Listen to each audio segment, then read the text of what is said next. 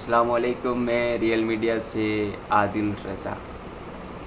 पटियाला हिंसा मामले में बड़ी कार्रवाई होना शुरू हो चुका है। जैसे कि आप देखते हैं, अक्सर देखा जाता है और देखते हैं सोशल मीडिया पे किस तरीके से ख़बर चलाई जाती है, जो कि ज़्यादातर झूठ होती है। तो पटियाला हिंसा मामले में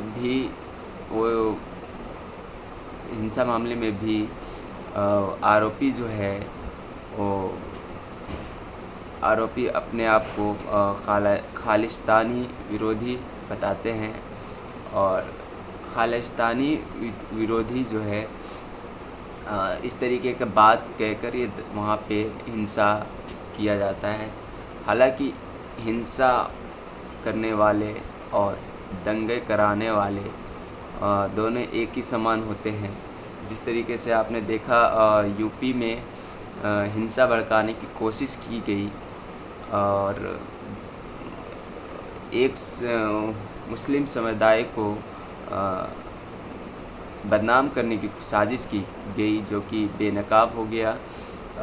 इस तरीके के लोग हमारे कई राज्य में होते हैं। ऐसा नहीं है कि ये सिर्फ यूपी में ही पाए जाते हैं, ये और भी कहीं पाए जा सकते हैं। और मैं पटियाला हिंसा का थोड़ा सा अपडेट करता हूँ उस न्यूज़ को। पटियाला हिंसा मामले में बड़े अधिकारियों पर गाजगिरी शुरू हो गई है। नतीजतन पटियाला रेंज के आईजी, एसएसपी और एसपी को हटा दिया गया है।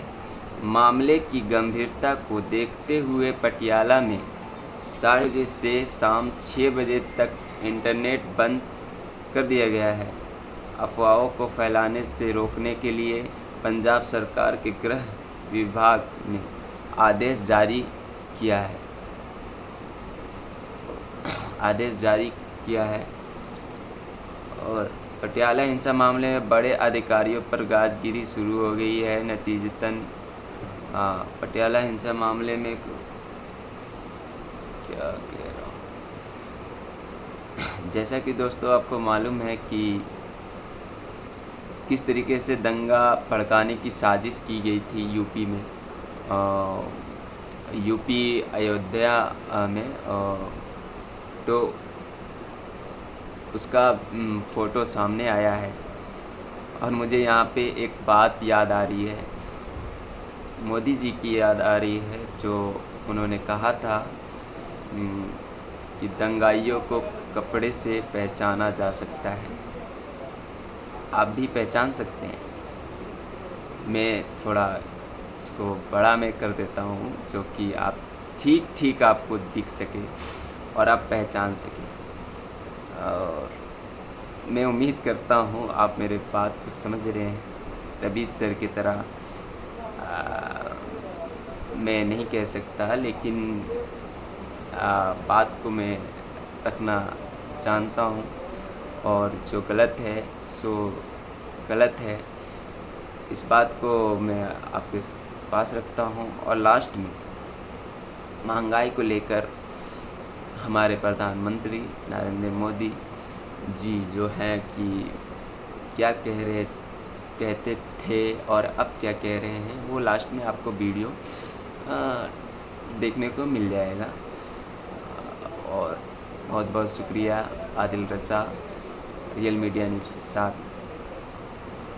दूसरा संकट, इन्हीं के कालखंड में महंगाई कहां से कहां पहुंच गई। एक तरफ जीडीपी का गिरना, दूसरी तरफ इन्फ्लेशन का बढ़ना।